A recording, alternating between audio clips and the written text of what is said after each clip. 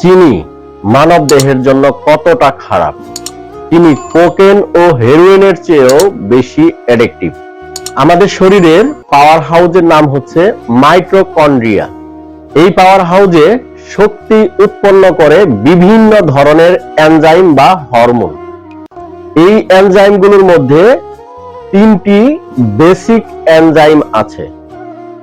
এই 3টি বেসিক এনজাইমকে শক্তি উৎপন্ন করতে বাধা প্রদান করে চিনি বা সুগার। এই সেম বাধা দেওয়ার কাজটা আরেকটা উপাদান করে, সেটির নাম হচ্ছে সায়ানাইড।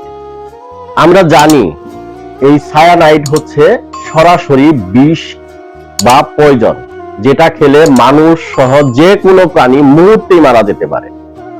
এবং আমরা যদি বলি খুব পাওয়ারফুল বিষ কোনটা, সেটি হলো সায়ানাইড। চিনি মানব দেহে প্রথমত হাইপার টেনশন তৈরি করে। এছাড়া ইনফার্টিলিটি প্রবলেমের জন্য চিনি দায়ী। প্রসেস ফুড বা আলট্রা প্রসেস ফুড, এই প্রত্যেকটার মধ্যে প্রচুর পরিমাণে সুগার থাকে।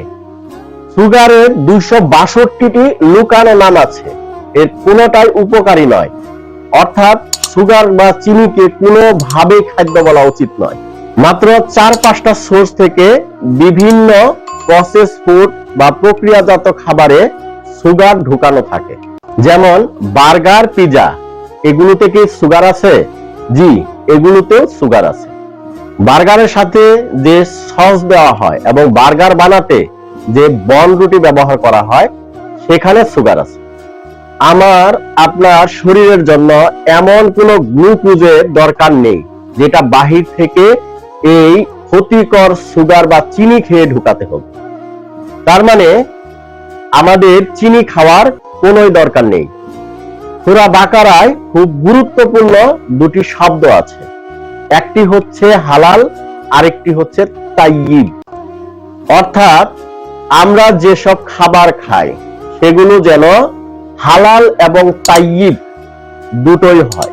আল্লাহ পাক আমাদের সবাইকে বুঝার তৌফিক দান করুন, আমিন।